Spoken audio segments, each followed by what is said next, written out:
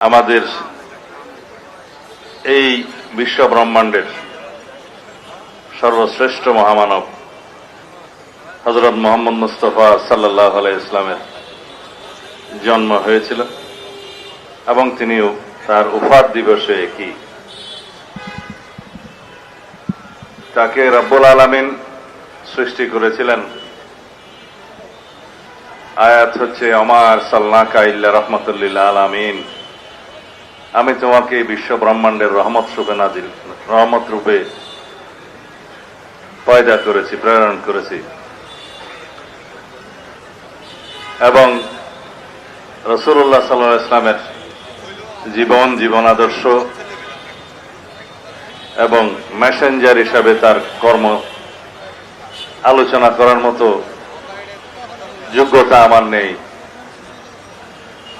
এই উপলক্ষে সারা বাংলাদেশে, সারা পৃথিবীর সকল মুসলিম দেশে আজকের এই দিবসটি অত্যন্ত ভাব গম্ভীর্যতার সাথে পালন করা হয়। এই দিবসের শিক্ষা রাসূলুল্লাহ সাল্লাল্লাহু আলাইহি ওয়াসাল্লামের জীবন আদর্শ অনুসরণ করে রাষ্ট্র পরিচালনা করাই হচ্ছে আমাদের মহান ব্রত।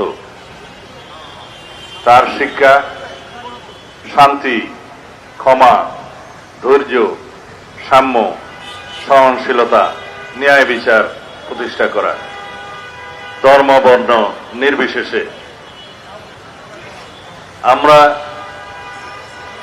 সেই আদর্শের অনুসারী।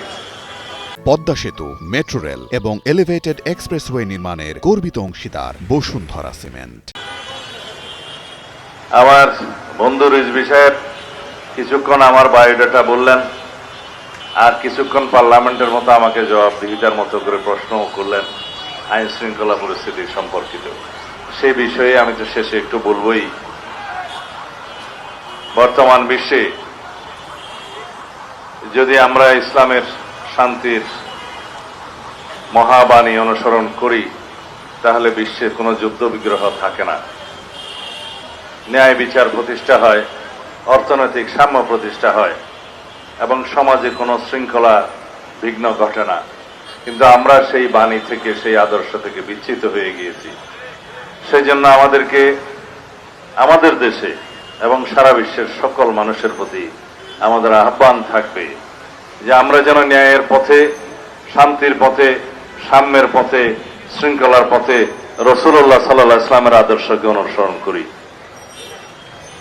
আমাদের আজকের এই দিনে আমাদের নতুন করে অনুধাবন করতে হবে, যদি আমরা শান্তির পথে থাকি, রাসূলুল্লাহ সাল্লাল্লাহু আলাইহি ওয়াসাল্লামের জীবন আদর্শকে অনুসরণ করি এবং মেয়ারে হক হিসাবে রাসূলুল্লাহ সাল্লাল্লাহু আলাইহি ওয়াসাল্লামের সাহাবীগণের জীবন আদর্শকে আমরা অনুসরণ করি, তাহলে দেশে কোনো অশান্তি থাকবে না, বিশৃঙ্খলা থাকবে না, অসাম্য থাকবে না।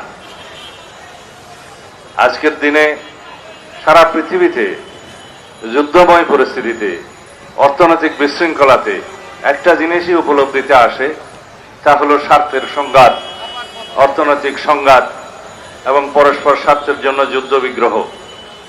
এইগুলোর কোনো কিছুই থাকবে না যদি আমরা শান্তির পথে, সাম্যের পথে থাকি এবং অর্থনৈতিক ন্যায় বিচার প্রতিষ্ঠা করি। আজকের এই দিনে এটাই হোক আমাদের শিক্ষা। রাসূলুল্লাহ সাল্লাল্লাহু আলাইহি ওয়াসাল্লামের প্রদত্ত, অনুশীলনকৃত যেই পথ, সেই পথ আমরা অনুসরণ করে আমাদের দেশে শান্তি প্রতিষ্ঠা করি, ন্যায় বিচার প্রতিষ্ঠা করি, সামাজিক শৃঙ্খলা ব্যক্তি জীবনে, পারিবারিক জীবনে, সামাজিক জীবনে এবং রাষ্ট্রীয় জীবনে আমরা প্রতিষ্ঠা করি। এটাই হোক আমাদের শিক্ষা।